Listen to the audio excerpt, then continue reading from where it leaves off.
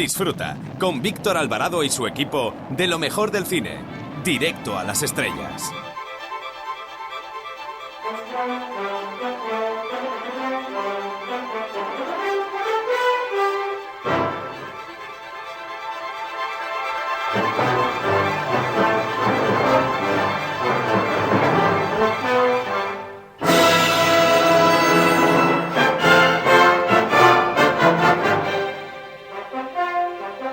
Hola, soy Fernando Tejero y os mando un beso muy fuerte a todos los oyentes de Directo a las Estrellas. Chao, se os quiere, chao.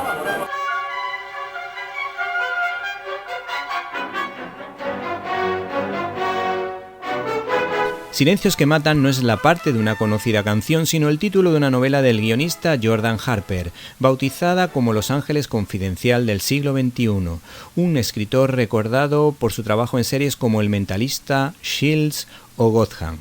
Silencios que matan tiene esa parte de bestseller que saca de quicio porque intenta acelerar la historia de forma artificial. Esta historia ha sido editada por Salamandra y viene avalada por el premio Ian Fleming Steel Dagger, es decir, Ian Fleming Daga de Acero, en la que se denuncian varios temas oscuros del Hollywood que todos conocemos a través del cine y las noticias, donde Mae y Chris será un tándem que tendrá que poner todo en el asador para, lavando y guardando la ropa, descubrir qué se esconde detrás del asesinato de su jefe Dan Henningman. Esta novela negra, con algún que otro altibajo de muy pocas páginas, te atrapa de principio a fin con giros que sorprenden al lector. Jordan Harper, a mi juicio, bebe de las fuentes de John Grisham, aunque este es más crudo y explícito, y los planteamientos de ciertos temas nos parecen algo más poéticos y con muy buenas frases. Y es que Jordan Harper, desde luego, se ve que sabe colar esas frases con las que captar la atención del lector, donde aparecen cameos muy divertidos, como cuando Ryan Gosling se cruza por un lado de la protagonista y ella coquetea con el pelo hasta darse cuenta de la tontería que está haciendo, o ese momento en el que aparece Sandra Bullock, mi actriz favorita. Es una novela en la que algunos personajes intentan sobrevivir, como cuando aparece ese ex drogadicto que dice que solo quiere ser libre y estar limpio. El escritor juega razonablemente bien con las palabras, con frases cargadas de significado, como una que dice: ya he hablado con una chica mona que no sabe dónde se mete, en cambio tú eres una chica mona que parece saber exactamente dónde se ha metido. Y es que la protagonista, con muchas aristas, intenta redimirse, pues trabaja de asistente de actores, es decir, de comedora de marrones, con reflexiones certeras, como cuando dice: en el mundillo de Hollywood, un hombre que se cae por un precipicio puede volver hasta la cima y se le tenderá la mano para ponerlo a salvo, pero como sea mujer no hay nada que hacer. No hay nada que hacer. Si se aferra con uñas y dientes a un acantilado, habrá quien le pisotee los dedos. Este asistente te ayuda a conocer lugares tan peculiares como un rincón especial, es decir, la llorería, donde algunas mujeres, algunas actrices escondidas lloran para no mostrar la debilidad delante de personas que no les tratan bien. La novela, entre investigación y descubrimiento desagradable, está muy bien hilada y opta por la prosa poética, como cuando se encuentra a un profeta vagamundo y dice: se ve los labios moviéndose al compás de las sagradas escrituras. Trata de imaginar qué le diría Dios si lo viera, pero una cacofonía de claxones le impide pensar en con lo que en algunos momentos sus pecadores personajes se encomiendan a Dios y sienten que les habla a través de la conciencia. También hay lugar para esa crítica al cine de Hollywood supuestamente progresista, como cuando su amiga del alma, personaje fiel, le habla con sinceridad. Bueno, si sirve para regalar al mundo otro prestigioso drama de tintes ecológicos sin pizca de humor, habrá valido la pena. Y responde ella: jajaja, ríete todo lo que quieras, la industria del cine se ha ido a tomar por puntos suspensivos. Finalmente nos quedamos con este arranque que desde luego promete, y vaya que sí promete. Los Ángeles está que arde. Algún tarado va por ahí prendiendo fuego a los campamentos donde malviven indigentes. Mae da vueltas en la acera como un boxeador antes del combate. Tiene facciones angulosas que le prestan cierto aire intelectual y el rostro enmarcado por una melena corta a lo Louis Brooks. Luce un mono setentero con estampado floral. Tiene mirada de loba, que esconde detrás de unas enormes y aparatosas gafas de sol. Nadie la ve venir. 5, 4, 3, 2, 1, 0. Todos los viernes, de 9 a 10 de la noche, disfruta con Víctor Alvarado y su equipo de lo mejor del cine. Directo a las estrellas.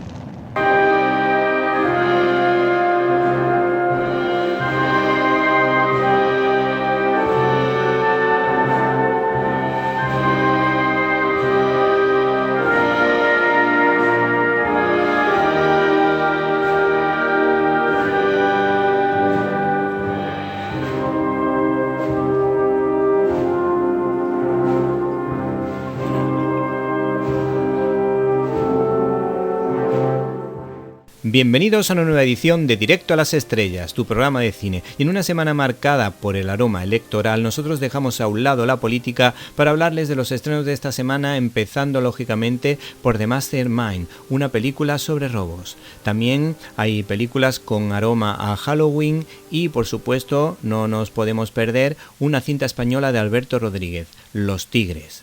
En Críticas en un minuto analizaremos los pormenores del peliculón del año, la cinta española Los Domingos, una auténtica maravilla. Tampoco se pueden olvidar de nuestras habituales secciones, como nuestra sección de cómics, algún libro que otro y por supuesto la entrevista que tendremos con un experto en bandas sonoras. No se lo pierdan.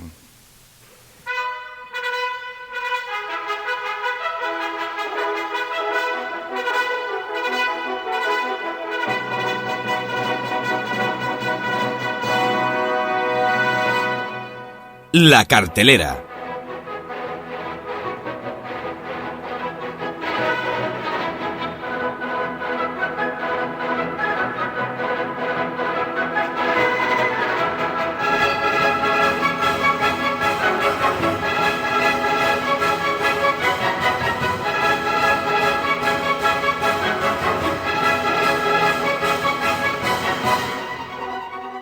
Señoras y señores, ladies and gentlemen, preparen el bol de palomitas porque se estrena The Mastermind. El subgénero de robos y atracos ha dado grandes tardes de gloria y la lista es interminable. Recordamos títulos clásicos como Cómo robar un millón con Peter O'Toole y Audrey Hepburn o El atraco perfecto, dirigida por el maestro Stanley Kubrick. También Michael Crichton, como novelista y como director de cine, escribió el guión y dirigió el primer gran asalto al tren. Tampoco nos podemos olvidar de cintas muy divertidas como la española Atraco a las 3 o Trabajo en Italia, con un final protagonizado por el actor británico Michael Caine, que nos ofrece un dilema moral muy bueno en un final abierto, no abiertísimo, que es de los mejores de la historia del cine. El caso es que con la percha informativa que tenemos sobre el atraco al Museo del Louvre, pues es muy fácil entender que la película de Mastermind puede tener cierto éxito. La cinta gira en torno a JB, que conviene no confundir con una conocida marca de whisky, y que es un padre de familia en el paro que plantea el atraco perfecto acompañado de una banda sonora de jazz. La cinta la dirige Kelly Reichardt, recordado por First Cow, una cinta de cine independiente que estaba relativamente bien. Hay que decir que esta historia de cleptómanos, de ladrones, pues siempre suelen funcionar bien en cartel y por eso les proponemos esta historia. ¿Y qué es lo que ha dicho la crítica de esta película? Pues hemos encontrado una crítica interesante en la página web de Cine 21 en la que dice lo siguiente: la etiqueta de indie de The Mastermind encaja a la perfección en Kelly Reichardt, autora de Wendy y Lucy. La cineasta estadounidense se muestra ingeniosa en su narración con una banda sonora que parece una sesión improvisada de jazz. Brillante opción musical, ya que encaja muy bien con el planteamiento de un atraco en que los pasos que se van dando muchas veces se conciben sobre la marcha y en que muchas variables no están contempladas, por lo que toca decidir a medida que surgen. Estás escuchando Directo a las Estrellas. Víctor Alvarado.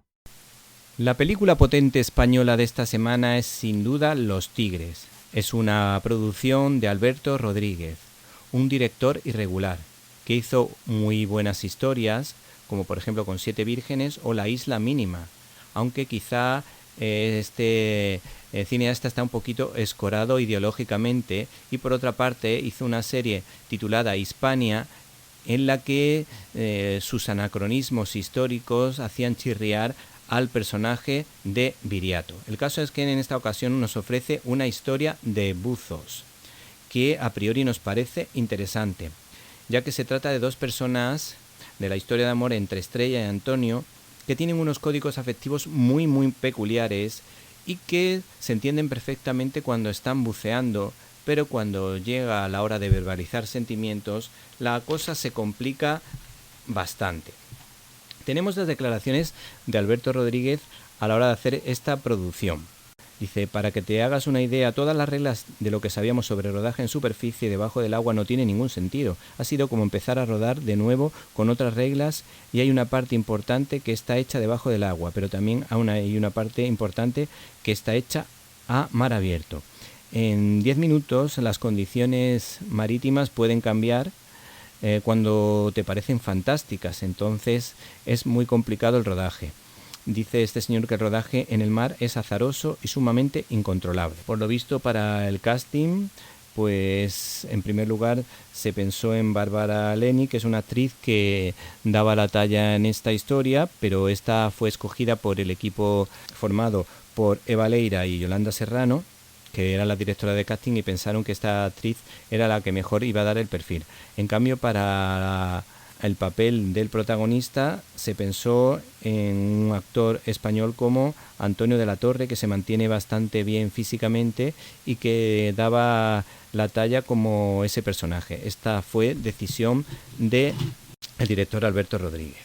Último, por si quieren tener una idea de cómo surgió esta historia, pues Alberto Rodríguez estaba muy interesado por la petroquímica, que es la fábrica que se ve en la película, y en vacaciones pasaba frecuentemente por delante. Un día, comenta él, nos dio por empezar a pensar, bueno, alrededor de esto, ¿cómo se moverán las cosas? Y nos dimos con los buzos. Desde ese momento fue como una especie de flechazo, como que enseguida sentimos que detrás de esto había una historia muy interesante que contar sobre un colectivo que prácticamente no está representado nunca y solo aparece en muy pocas películas. Hay que decir que hay una historia, un cómic de Predator ambientado en lugares acuáticos, que desde luego hubiese sido una buena fuente de inspiración.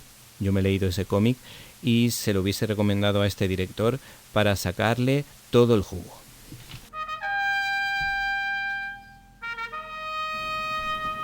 Abrimos nuestro canal habitual de comunicación invitándoles a que entren en Facebook con el nombre Víctor Alvarado _Directo a las Estrellas. Esperamos su comentario.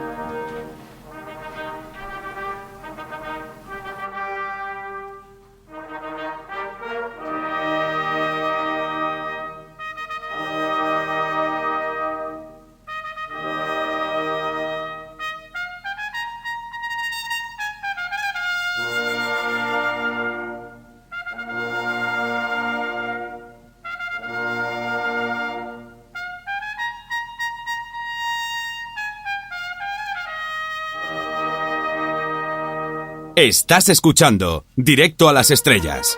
Víctor Alvarado.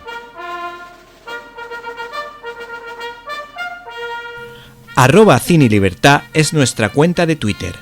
Para escuchar tus agudos comentarios te esperamos en @CineLibertad.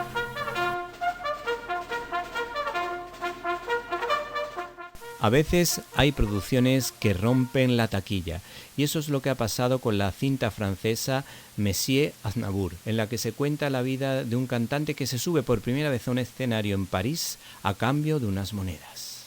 Dispuesto a arriesgarlo todo por un sueño, llegará hasta la legendaria Edith Piaf. ¿Quién no se acuerda de esta canción? Ta tararararara, tararararara. Pues bien, esta mujer dará un giro a su destino. La voz de este señor, alejada de los estándares de la época, y su voluntad inquebrantable lo convertirán en leyenda. En esta ocasión se cuenta la historia de un cantante famoso, ya que es un biopic de una leyenda francesa cuya producción ha sido vista por más de 2 millones de personas en Francia. La dirección ha recaído en 2 cineastas. Nos estamos refiriendo a los realizadores en cuestión, que se llaman, ya los nombres porque son impronunciables, Mehdi Idir y Grand Corps Malade. El caso es que esta producción viene con el impulso de la taquilla y llega a través de Sarsi Films, y donde se cuenta pues fundamentalmente esa historia, protagonizada en esta ocasión por Tahar Rahim, nominado al premio César por su papel.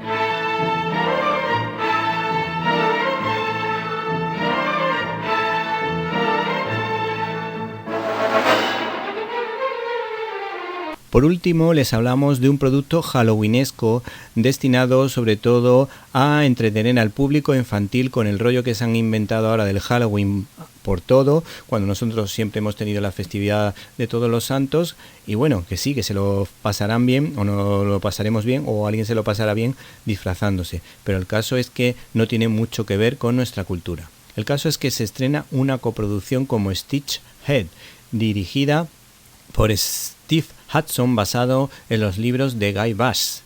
Se trata de una coproducción franco-alemana, luxemburguesa, británica, en la que se habla de la vida de unos monstruos que de alguna manera se puede entender como una reinterpretación de Frankenstein. Se trata de un niño monstruo cosido que busca el amor, la amistad y la pertenencia, a menudo sin darse cuenta de que lo que tiene delante de sus narices es más importante.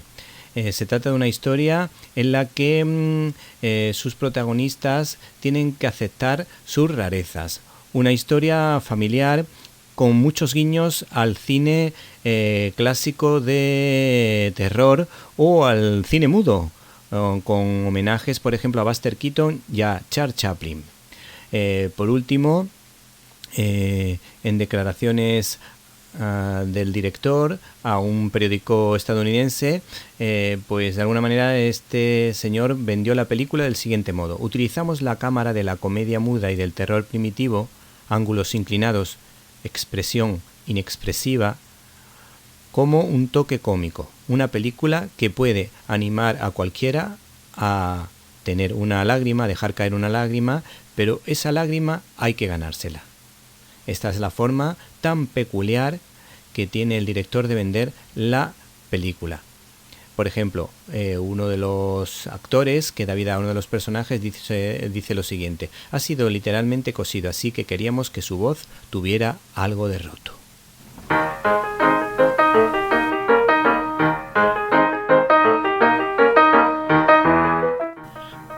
@CineLibertad es nuestra cuenta de Twitter. Para escuchar tus agudos comentarios te esperamos en @CineLibertad.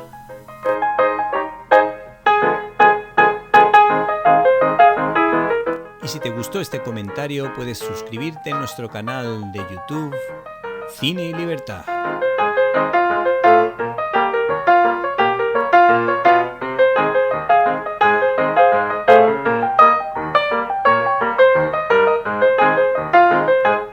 Críticas en un minuto.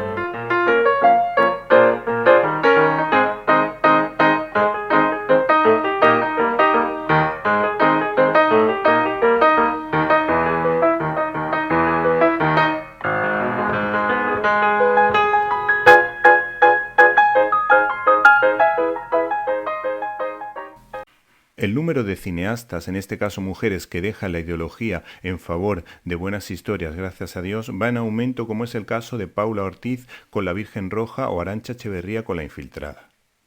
Una prueba de ello es Alauda Ruiz de Azúa, autora de películas muy familiares como 5 lobitos, que en esta ocasión ha ganado nada más y nada menos que la Concha de Oro en el Festival de San Sebastián por su película Los Domingos. Y nuestros oyentes se preguntarán, ¿es posible una película española hecha por una española que sea respetuosa con las creencias? Pues la respuesta es afirmativa. Se llama Los Domingos. En ella se cuenta la historia de una joven que se reúne en grupos cristianos los fines de semana y que se plantea su vocación de monja. El guión está trabajadísimo y nos ofrece una trama principal basada en el discernimiento vocacional y la fe. Y otra trama muy dramática en la que se cuenta un drama familiar con aristas de cierta envergadura. La historia ofrece varios puntos de vista, como el de su tía atea convencida, el de un padre creyente que no tiene una visión negativa de la Iglesia, y la labor de un sacerdote y una monja que le ayudan en su camino sin manipulaciones y apelando a la libertad. Los diálogos son profundos, son agudos. Se percibe que la realizadora, a pesar de no ser creyente, se ha documentado y ha conocido casos reales, con lo que se hace palpable este hecho tan positivo y luminoso del católico de parroquia, que intenta ser feliz compartiendo su fe en comunidad. No es una película ñoña, sino que la trama está construida en la escala de grises. Los personajes no son perfectos.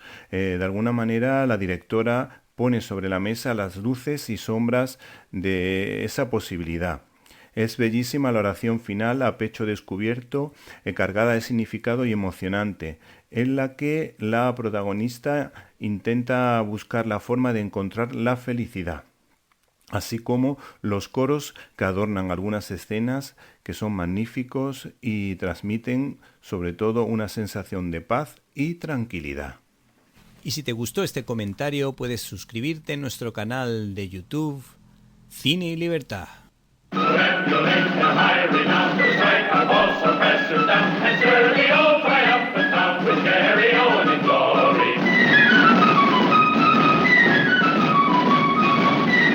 Storyboard. Hola, me llamo Íñigo Montoya. Tú mataste a mi padre. Prepárate a morir. Estás escuchando el Directo a las Estrellas con Víctor Alvarado. No te lo pierdas. Siempre he dicho maravillas del guionista Ed Brubaker, pero últimamente me había leído tantas obras del mismo que pensaba que ya no me iba a sorprender, y lo ha vuelto a lograr con este integral que recoge su trabajo con varios artistas. Nos estamos refiriendo a Capitán América, Soñadores Americanos. Este señor es sobrino nieto de un director de Hollywood y además hijo de un oficial de inteligencia de la Marina de los Estados Unidos, con lo que este trabajo desde luego se basa en que conoce a la perfección las bases militares en su país y en el extranjero. Hay que decir que este señor nos contó una historia a lo Batman y Robin, a lo Roberto Alcázar y Pedrín, a lo Capitán Trueno y Crispín, pero con Bucky y el Capitán América. Se trata de una historia de una especie de recluta con niño a la americana, en la que todo transcurre a través de la voz de Bucky en primera persona, haciendo un recorrido por las hazañas de nuestro héroe desde sus inicios luchando contra los nazis hasta convertirse en soldado de invierno cuando el régimen soviético lo convierte en ese señor con el brazo de hierro. Esta historia tiene un toque nostálgico entre amable y dinámico, en la que hay tiempo para la acción, una acción muy lograda, como esa lucha cuerpo a cuerpo en lo alto de un tren, en la que hay incluso un rescate y que nos invitan sobre todo a reflexionar sobre el uso de la ciencia sin ética y a reflexionar sobre la idea de si el fin puede justificar los medios. Incluso hay tiempo para acordarse de los enfermos de Alzheimer, una trama de una belleza extraordinaria en la que nuestro Bucky visita a su hermana y además nos toca la fibra sensible, al igual que cuando se denuncia el Holocausto. Con respecto a esta historia de Bucky con su hermana que tiene Alzheimer, la visita, ve que ha envejecido, aunque él no, y le agradece a una amiga que le acompañe. Mientras comenta: duerme un poco, hermanita, te quiero. Y le dice a su amiga: gracias, Natalie. Necesitaba que lo supiera, aunque no lo recordara. Otro momento importante de este integral sobre el Centinela de la Libertad es el de la tapa del dibujante Francesco Francavilla, que nos vuelve a maravillar con su espectacular puesta en escena, con unas viñetas que, sin ser perfectas en cuanto a la perfección en el dibujo, son inmejorables y parece que sus dibujos están vivos, como esa escena o esa viñeta en la que el Capitán América empuja a Bucky con su escudo para salvarle la vida, o esa portada a toda página en la que vemos en grande el rostro del Capitán América y una diagonal en la que aparecen varios capis y Bucky luchando contra el nazismo. Queridos amigos de la radio, como sabéis he estado firmando en la Feria de Madrid, así que no puedes perderte mi libro La fe, la ética y los valores de los superhéroes. El libro ideal para dar la batalla cultural con una sonrisa. Fundación Edelvives patrocina este espacio cultural. Fundación Edelvives patrocina este espacio cultural. Estás escuchando Directo a las Estrellas. Víctor Alvarado. Nuestro invitado esta semana tiene un oído total como si fuera el mismísimo Elton John. Compone como Mozart y Vivaldi. Hay quien dice que tiene algo de Ennio Morricone. Damos la bienvenida, como si fuera una fanfarria de John Williams, a Rodríguez, Javier Rodríguez Fraile, y es el autor de Oír de Cine, claves de la música cinematográfica, editado por EUNSA. Buenas tardes. Buenas tardes, Víctor. ¿Cómo compaginaste los estudios musicales con los de tu carrera? ¿Te consideras más músico o más profesor, o viceversa?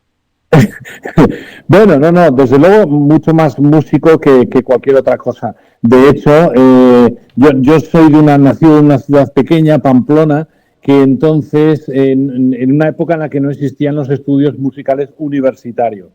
Y yo, a la vez que el colegio, estaba haciendo piano, y yo tenía claro que lo mío era ser músico. Pero digamos que mi padre era de otra época y me dijo, me parece muy bien que te guste el piano, pero tú vas a hacer una carrera por narices, ¿no? A ver, escogí filología porque era lo que menos menos me disgustaba, digamos. Disfrutaba mucho con el latín, por ejemplo, con la literatura. Y entonces hice filología, que no me costó estudiar, en el sentido de, que era un tipo de estudios que me gustaban mucho. El tiempo, de hecho, ha dado la razón a mis padres, porque en el sentido de que el alcance en esa época que daba tener una licenciatura universitaria no lo daba nunca, y creo que me da que no lo sigue sin darlo una titulación musical, ¿vale? Pero creo que la cosa está cambiando a favor de los estudios musicales, pero vamos, yo nunca quise dejar de tener que ver con la música, o sea, de una manera u otra yo soy músico por los cuatro costados. Bueno, he visto que coincidimos en algún medio de comunicación, hemos colaborado ambos en Cinemanet. ¿En qué ha consistido tu labor? Que no lo desconocía, la verdad, hasta ahora.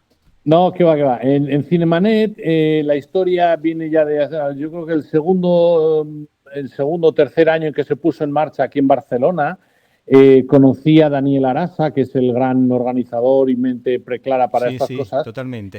Exacto. Y pidió colaboración a varios que nos manejábamos dentro del mundo del cine, de una manera u otra, con más o menos sabiduría o preparación, para ayudarle en el jurado, digamos, seleccionar la película con mayores o mejores valores familiares que estuviese estrenada el año pasado y hasta ahí premiarla, ¿no? Y entonces consiste en, claro, ver muchas películas, seleccionar las más adecuadas y después discutirlas, porque es lo divertido entre los miembros del jurado para ver cuál es la que se propone, ¿no? Sí. Y ya está, de ahí estoy desde el segundo o tercer año, llevo 20 y algo años ahí metido, o sea, disfrutando, vaya. Bueno, pues entonces espero que le puedas dar un saludo de mi parte, que ya lo he conseguido entrevistar en 2 ocasiones y hemos pasado un rato entretenido. Antes de empezar con la música, hablas en tu libro sobre el silencio y los sonidos. Por ejemplo, yo tuve la suerte de entrevistar a un experto en el cine de Robert Bresson que dice que lo más importante a veces en sus películas son ciertos sonidos. Por ejemplo, cuando ese señor intenta escapar de la cárcel, que es muy bonita esa película, vamos viendo que los silencios son tan importantes como las conversaciones que allí aparecen. Claro. ¿Qué nos puedes decir al respecto? Porque creo que hace referencia también, por ejemplo, cómo se expresa el silencio en los ascensores. Qué difícil tiene que ser rodar una escena con Es en que el tema del ascensor. el silencio es de hecho un fenómeno sonoro de primera magnitud. Son riquísimos los silencios. De hecho, he de reconocer de hecho me encantan las situaciones de silencio. Mira, primero, echándole un poco de gracia al asunto, porque trabajo en un colegio Sí. y agradecer el silencio es una gran ventaja. No, bromas aparte, hay muchos tipos de silencios distintos. Todos los silencios tienen, digamos, una valoración expresiva. El silencio, por ejemplo, de una situación difícil en el que alguien acaba de decir, por ejemplo, una barbaridad y todo el mundo se calla como diciendo debería contestarle pero no me atrevo o lo que sea, ¿no? El silencio de los ascensores en los que quizá lo rompen solo las conversaciones sobre el clima o sobre el tráfico y poco más, ¿no? Sí. El silencio, no sé, el silencio, por ejemplo, al rezar, tú entras en una iglesia y todo el mundo procura, o el silencio en una biblioteca, que ayuda teóricamente a la concentración, ¿vale? O sea, cada situación de silencio, o cuando alguien ves estallado de rabia, lo que sea, o da un grito de terror o de susto, y entonces todo el mundo genera silencio porque es un silencio de expectación, como diciendo, ¿qué está pasando, no? Tienen diferentes valoraciones y, por tanto, depende también de su duración. Evidentemente, el silencio en este sentido, digamos que dura muy pocos segundos, esa expectación expresiva, ¿no? Enseguida se suele decantar hacia algún tipo de respuesta sonora, o hablar, o contestar, o incluso reírse, ¿no?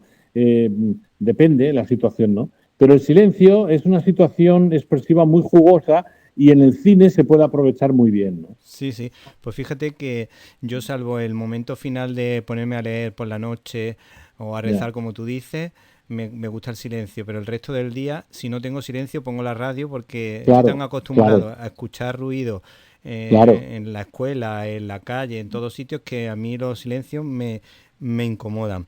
Luego quería preguntarte sobre cómo tiene que ser utilizada la música para ambientar en cada país, dependiendo de si va a un país o otro. ¿Crees que es bueno el uso de músicas típicas del país o se puede combinar con otro tipo de música? Sí. De hecho, o sea, a ver, lo de la ambientación es una de las, digamos, es una de las funciones o de los ejes de trabajo de la eficacia de la música en el cine o en el cine o ante la pantalla en general, ante cualquier imagen. Y entonces, lo primero que necesita un espectador de cine son las coordenadas en las que va a entender lo que se va a producir a continuación, donde se va a producir el drama. Entonces necesita dos contextos, el dónde y el cuándo, ¿no? No es lo mismo un asesinato ahora en el siglo II, o sea, en el siglo XXI, que un asesinato en el siglo XIV, ¿no? Y entonces, y no es lo mismo una cosa más tribal que sucede en África que algo mucho más elaborado, porque igual es una conspiración que sucede en la política americana, ¿no? No sé. Entonces, el espectador necesita esas coordenadas, pero ya para empezar, ¿no? Y por eso, de hecho, los primeros fragmentos musicales de cualquier película son importantísimos por la repercusión que tienen en esto, ¿no? En la caracterización, o sea, en saber poner al espectador en el sitio exacto donde va a suceder la acción, ¿no? Entonces es normal recurrir a instrumentos o texturas propias cuando la zona, digamos, lo proporciona, ¿no? Claro, película que suceda en España, seguro que vamos a oír una guitarra española de fondo, aunque luego resulta que vas por la calle en España y es difícil oír una guitarra flamenca o clásica, ¿no? Otro ejemplo que pongo es el de una escena que sucede en una iglesia, pues seguro que oyes o un órgano o si es más tipo monasterio, oyes canto gregoriano. Y entonces digo, haz la prueba de entrar en cualquier iglesia o en cualquier monasterio actualmente a ver si oyes gregoriano o órgano, ¿no? Y verás que ninguna de las dos cosas, ¿no? Pero bueno, en el oído, en la cultura del espectador, ya está hecha esa asociación. Con lo cual, en el momento que tú le pongas el órgano o el gregoriano, él ya va a entender que se trata de un ambiente, un espacio religioso. Y por tanto ya tanto más fácil para entrar en escena, ¿no? Sí. Otra cosa que me viene así a la mente es el tema de los derechos de autor, porque nos volvemos locos con la música, derechos de autor, porque a veces encontramos una música del siglo XIX y por lo visto alguien hace un arreglo y ya tiene los derechos y entonces te saltan los derechos. O por ejemplo, intenté buscar un himno tan bonito como el de Brave de Escocia, de la gaita escocesa, y por pocos años pues no puedes cogerla. Y dice, qué lástima que este hombre no se muriera antes. No, bueno, fuera de broma. Pero es verdad, porque es un himno tan bonito que lo quieres utilizar sin que te salte el derecho de autor, porque no tampoco quieres enriquecerte con el programa, sino simplemente darle un toque, y a veces te salta los derechos de autor, no te penaliza YouTube, pero te da un toque diciendo, oye, ¿qué estás haciendo? Pero es que a lo mejor una ráfaga de 20 segundos que sirve para expresar algo en la radio relacionado con el cine escocés, por ejemplo, o ambientado en Escocia. Sí, de hecho, a ver, no soy un experto en el tema de la legislación, porque tengo entendido que cada país un poco... Sí, cada país va de una forma distinta. Exacto. Entonces, todos tienen claro más o menos que la ley de la propiedad intelectual hay que protegerla, pero después en cómo se materializa eso ya va cambiando de sitio en sitio. Pero no soy muy experto, pero vamos, también tengo entendido, por lo que yo he leído, por ejemplo, de la legislación española, es que si tú aclaras, sobre todo referido, por ejemplo, a plataformas como YouTube, ¿no? Que si tú dejas claro que tú no piensas cobrar exactamente de esa música, no hay mucho problema. Y sobre todo cuando es interés, por ejemplo, pedagógico, o sea, educativo. En los colegios, por ejemplo, claro, para poder enseñar cosas de música y tal, nos hartamos de poner música todo el día. Sí, claro, pero perdona que te interrumpa. El otro día un peluquero de mi mujer, por contarte una anécdota, recibió una alerta de las GAE, que se acercó allí un señor de las GAE y le dijo, usted no puede tener la televisión puesta mientras están aquí sus clientes. Y decía, mire, si es que yo la televisión la tengo para mí, para ver la televisión y entretenerme un rato, pues nada, por lo visto tiene que pagar de derechos de autor si quiere que no le multen. Sí, no, es que todo lo que sea, efectivamente, el concepto de exhibición pública es un tema costoso. De hecho, aquí en Cataluña se hizo famosa una época, a ver, puede haber sido, hubo unos años, habrá casi 20 años. Sí, más o menos, 20, en la que se presentaban agentes de la SGAE en bodas, por ejemplo. Iban a restaurantes donde se estaba celebrando una boda, claro, si el DJ de turno estaba poniendo canciones para que la gente bailara, se presentaba el tío allí a exigir un poco dónde estaba la autorización, ¿no? Para utilizar esas músicas. Y entonces con el caso chocante de que a veces el propio DJ decía, pues se acabó la música y por tanto la boda, imagínate, ¿no? El escándalo, ¿no? Sí, o sea, de hecho situaciones tensas porque luego, claro, el novio quería cascarle a la gente de la SGAE, ¿no? O sea, se han dado situaciones un poco tensas, ¿no? Sí. Pero bueno, entonces es triste, pero bueno, pero así estamos, ¿no? Entonces, es verdad que pues a la larga en todas las industrias, digamos, audiovisuales hay que tener un experto en derecho de reproducción y luego quizá tener a alguien que sepa hacer pequeños arreglos para que, digamos, quizá por modificar la música original puedas tener acceso a poner una versión un poco modificada, ¿no? Sí, bueno, ¿vale? Le podemos poner un toque reggaetón. Exacto.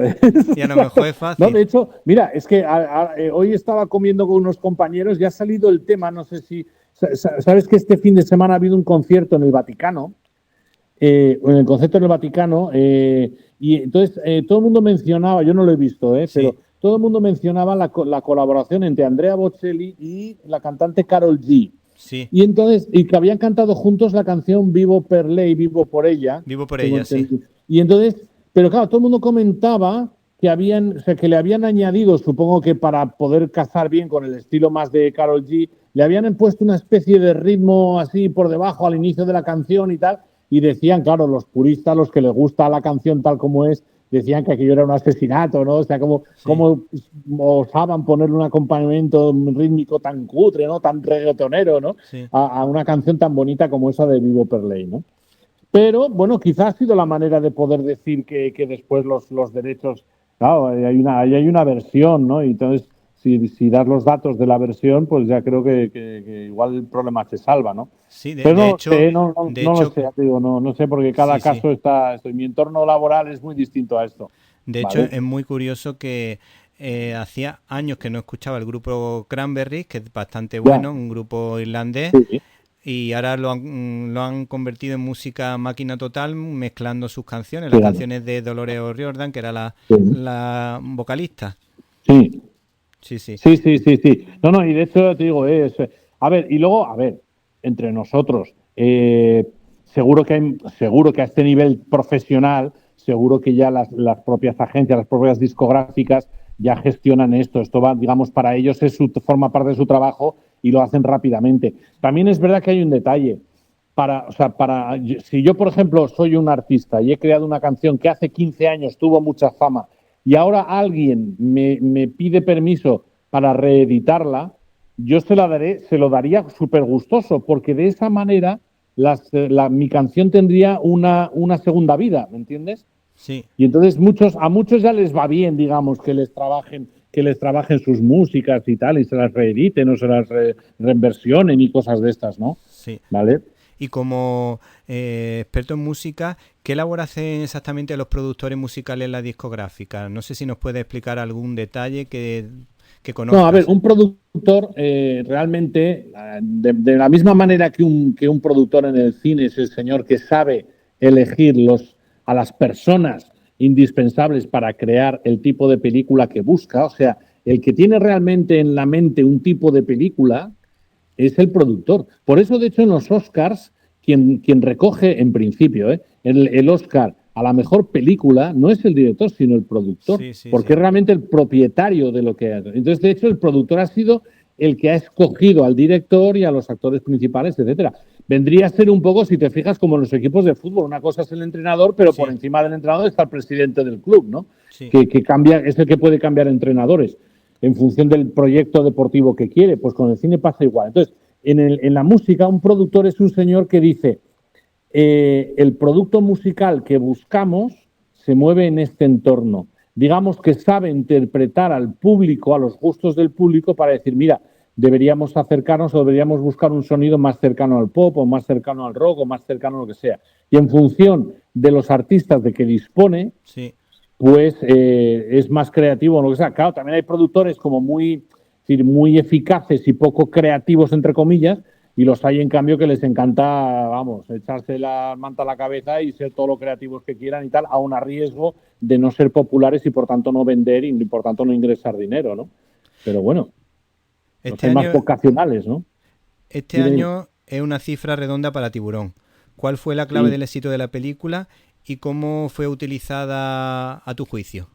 Mira, Tiburón, hace poco vi un documental, etcétera, o sea, sobre la música de John Williams. Y entonces, claro, Tiburón es una película muy interesante porque pasan como 20 minutos de película sin que tú veas ningún tiburón de nada. Tú solo ves los efectos del tiburón. Pero eso sí, cada vez que hay los efectos del tiburón, tú oyes una música en concreto. Claro, a los 20 minutos, con solo oír la música, tú ya te pones nervioso, porque ya sabes, ya está. ¿Entiendes? Mira, con mis alumnos suelo trabajar mucho la escena en la que se produce el primer ataque en la playa, visible, digamos, ¿no? Y entonces, claro, el tiburón, digamos, la música del tiburón no aparece hasta coincide de hecho con la visión submarina. Hasta entonces solo se ha visto las imágenes desde la playa y en el agua, ¿no? Que es lo que mira el vigilante no recuerdo el nombre del personaje, pero bueno, el vigilante que está nervioso porque es el único que parece preocupado por los ataques de un tiburón. Rod Steiger. Exacto. Entonces cuando realmente aparece el tiburón de verdad, entonces resulta que la cámara ahora es submarina y es entonces cuando entra el famoso tema de John Williams, ¿vale? Que solo 2 notas. ¿No? 2 notas desarrolladas con un ritmo determinado y con una orquestación determinada que efectivamente pues ponen los pelos de punta. Pero no quizá porque el tema en sí sea muy fuerte, sino solamente por eso, porque ha ido asociado a situaciones un poco desconocidas, trágicas todas, y entonces, claro, llega un momento que con solo esa música ya lo pasas mal. Sí. ¿Vale? En una ocasión escuché al sabio Andrea Moró decir que en la clave de la banda sonora podemos decir que se inicia a través de Puccini, pero también he visto que en tu libro hablas de Wagner. Que nos quedamos, no sé, puede ser que los dos tuviesen esa visión. ¿Qué destacaría en tu caso con la figura de Wagner y los personajes que aparecen en su ópera? Yo, de hecho, si te digo la verdad, Víctor, tengo una teoría todavía un poco más salvaje, y es que creo que aparece en el libro, porque necesitaríamos como más indagación, o sea, más investigación, que es el hecho de que tengo la teoría de que la música clásica del siglo XIX va corre al encuentro de la imagen, ¿vale?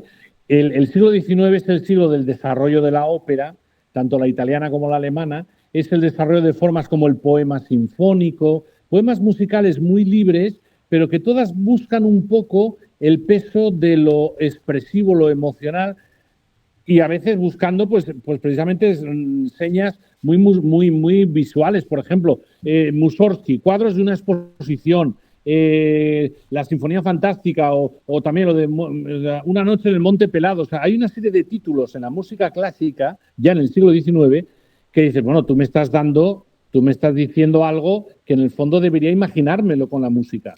¿Ves? O sea, digamos que corre a la búsqueda de la imagen de la música en el siglo XIX, ¿no? Entonces, Wagner, que era un compositor que creía en lo del fenómeno audiovisual global, completo, en el que se fundían todas las artes, digamos, entendió que la música, para sumergir al espectador en la ópera, tenía que ir llena de lo que se llamaba el leitmotiv, que no es un invento de Wagner, pero sí que fue de lo que lo desarrolló muchísimo, vaya, que es la idea de que cada personaje o cada escena o cada algo que tuviese que aportar algo al guión, digamos, a la narración, estuviese marcado, estuviese identificado por unas notas o por un ritmo o por un instrumento en el que sea, ¿no? Entonces, pronominaliza, es decir, le da a la música el carácter de llamada de algo, ¿no? De un personaje, lo que sea. Y eso ha dado lugar a los famosos,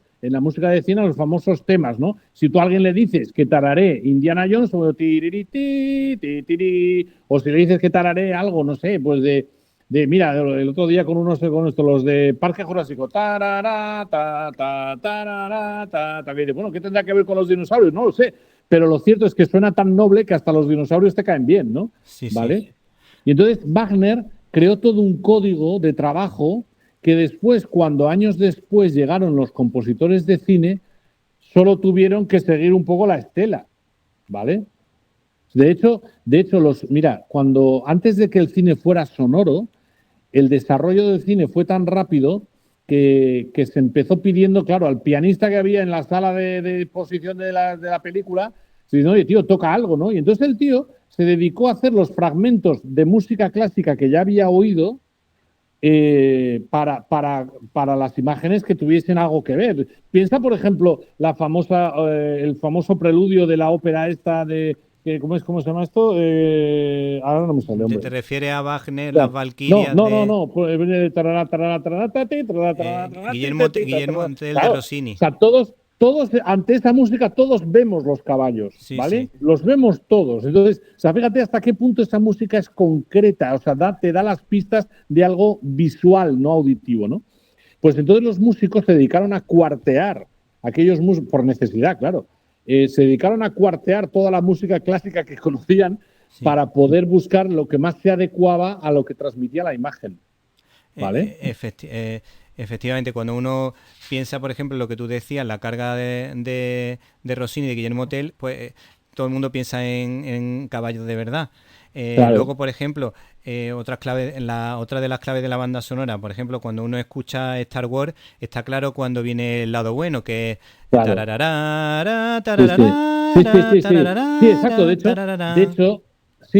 la época o sea, la época de John Williams se conoce como la recuperación del sinfonismo, porque la evolución de las bandas, el concepto de banda sonora tuvo sus momentos más altos, más fuertes. En la época dorada de Hollywood, años 40 y 50, tuvo un gran empuje. Luego, en la época de los 50 y 60, se reformó porque empezó a haber, claro, por un lado, el invento de la televisión. Y entonces se buscaron nuevas fórmulas de expresión. Entró el jazz en el cine, por ejemplo, y entonces empezaron a entrar agrupaciones musicales más pequeñas o diferentes o lo que sea. Y entonces es con John Williams, ya en los 70, cuando se recupera el sentido de la gran orquesta capaz de aglutinarlo todo, ¿no? Y por eso de eso tuvo ese tremendo triunfo, ¿no?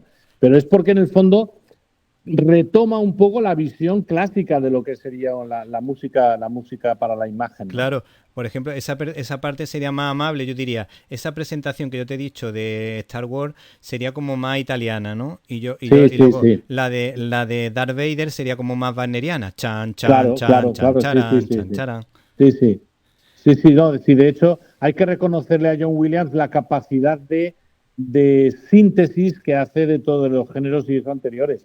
O sea, yo pude estar con varios compositores en Valencia, en unos congresos que se hacía con motivo de la Mostra de Valencia, y todos reconocían, ya te hablo ya de hace 20 años, todos reconocían que la versatilidad de John Williams le aparta de todos los demás. O sea, es un compositor capaz de hacer cualquier estilo de manera profesional. Sí. Hay otro que también podemos destacar, que es Ennio Morricone, porque tiene como unos sabores distintos, unos matices distintos. Por ejemplo, introducir el silbido en las películas del oeste. Tenemos, por ejemplo, el uso de instrumentos así más exóticos para la misión, que es muy bella. Por ejemplo, en Los Intocables de Lyonnais utilizó así la fanfarria o algo parecido así para expresar la épica, que podía tener algún parecido con John Williams. Sí. No, de hecho, en Ennio Morricone pasan varias cosas que lo hacen, lo hacen genial, o sea, un maestro único, ¿no? Por un lado, la libertad que le dio Sergio Leone a la hora de hacer las bandas sonoras de los primeros western, estos italianos, o que mal llamados, digamos, spaghetti western, ahora quieren, digamos, intentar reducir el uso de esa palabra, ¿no? Pero bueno, bien. Total que cuando se encontraron, habían sido compañeros, Leone y Morricone habían sido compañeros de colegio, y cuando se encontraron años más tarde y se enteraron de que uno era compositor y el otro era director de cine, Sergio Leone le encargó la música de la película western que quería hacer. Y entonces Morricone hizo algo muy parecido a lo que se estaba haciendo en Estados Unidos. Canciones muy melódicas, para un tipo de western muy clásico, muy John Wayne. Sí. Y Sergio Leone, no, yo no busco esto, yo busco algo más creativo. Entonces Morricone dijo, pues mira, porque es que lo mío es estar haciendo música de improvisación. Y de hecho Morricone tiene muchísima música con un equipo de compositores que llamaban Nova Consonanza o no sé qué, ¿no? Que buscaban siempre improvisar, etcétera, ¿no? Y entonces fue cuando Morricone pensó, pues en eso, en la sublimación de sonidos, etcétera, y ambientes propios del oeste, convirtiéndolos en sonidos, ¿no? Sí. Y entonces es cuando, claro, se le ocurre de hecho meter la guitarra eléctrica que suena un órgano, suena todo aquello. Son músicas que entran en lo simbólico, no en lo real, digamos, del oeste, ¿no? Sí. Vale. Sí, luego también incluso me ha llamado la atención que le pides experimentos a tus alumnos y les dices que escuchen, por ejemplo, la banda sonora de El planeta de los simios con imágenes y con los ojos cerrados. ¿Eso por qué lo haces? Sí, no, claro. Hombre, porque mira, hay una experiencia. Recuerda que mi libro, de hecho, más que a mis alumnos, porque mis alumnos, claro, está escrito para mucho adulto con el que he estado hablando durante varios años y estoy respondiéndoles preguntas, ¿no? Entonces, hay una cosa clara, mira, nadie paga, bueno, cuando digo nadie ya nos entendemos que muy poquita gente pagaría la entrada de un concierto para oír música de este estilo moderna, dodecafónica, etcétera, sin tonalidad, etcétera. El concierto en el que un señor aporrea un piano con los codos o con los pies o lo que sea, sin ningún tipo de estructura, etcétera, ¿entiendes, no? Lo que sea, nadie quiere pasarse 1 hora y media escuchando música, digamos, para los oídos desagradable. Nadie quiere eso. Salvo que por algún motivo fueras crítico o tuvieses que estudiar ese fenómeno musical, ¿de acuerdo? Bien. También es verdad que esa música no se hace en sí para ser escuchada en un concierto, sino como es pura experimentación sonora, con lo cual el tipo de público es distinto. Pero bueno, bien.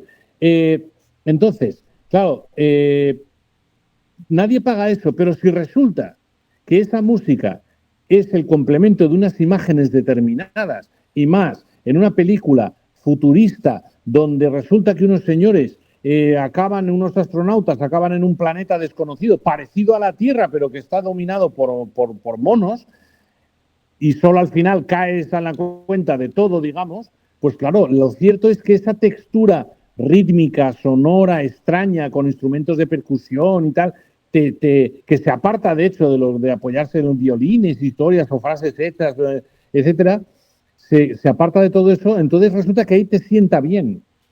Vale, de hecho, mira, pongo por ejemplo mucho en Jurassic Park. Todo el mundo recuerda, pues hombre, el tema bonito cuando los dos investigadores estos, la primera, ven los dinosaurios, y entonces empieza ahí el tema, tiriri, tiriri, tiriri, tiriri, uy, qué bonito, que no sé qué y tal. Sí, pues claro, eso te es agradable de escuchar fuera de la sala de cine.